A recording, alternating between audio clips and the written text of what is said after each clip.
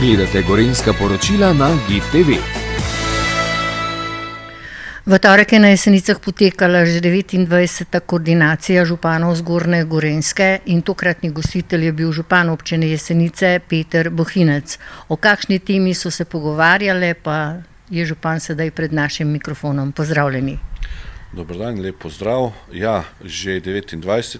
smo se župani Zgornje Gorenjske sestali, obravnavali smo kar nekaj točk, izpostavil bi pa dve najpomembnejši na tem sestanku, in sicer seznanili smo se z dogodki oziroma z gradnjo, napredkom gradnje srednje šole Jesenice. Kot veste, smo to šolo v spomladanskem času, v rekordnem času uspeli porušiti in na teh, pogorišču starega žica, kot ga občani in občanke bolje poznajo in tudi v širši okolici, sedaj rase sodoben srednješolski center, tako da je ravnatelj srednje šole Jesenice predstavil sam terminski načrt in pa vsem županom zagotovil, da dela potekajo v skladu z terminskimi in ostalimi načrti, kar me zelo veseli. Seveda pa nas je seznanil tudi s trenutno problematiko, to je, da so dijaki razseljeni po lokacijah, po Jesenicah, tako da pouk poteka na nadomestnih lokacijah. Te smo identificirali v lanskem letu, uredili do tega šolskega leta. Zagotovil nam je, da vsi učni procesi potekajo v skladu z kurikulum in pa z načrti.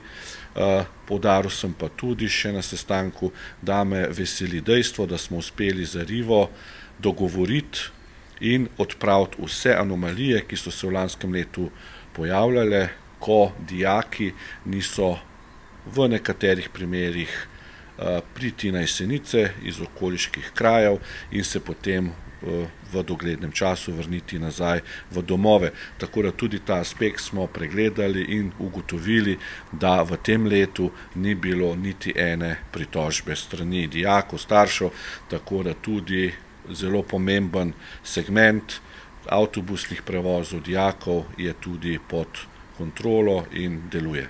Ali ste se pogovarjali tudi glede na to, da je bila v srednjem šoli tudi zdravstvena šola in mogoče o kakšnem novem programu, ker ga je sedaj dobil Kranjska srednja šola na ekonomski gimnaziji?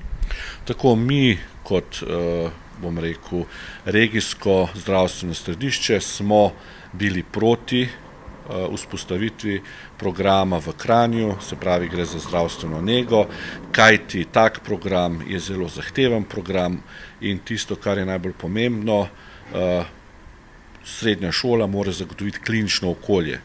Klinično okolje pomeni zdravstveni dom, bolnišnica, domovi za ostarele, kar na Jesenicah je, praksa deluje, je tu že utečena praksa za že desetletja in pa ta navezava z fakulteto Angele Boškin, ki se je odrazila tudi sedaj, ko lahko dijaki zdravstvene šole pač obiskujejo prostore, fakultete in s tem je v bistvu zagotovljen tako klinični proces kot ostali učni proces.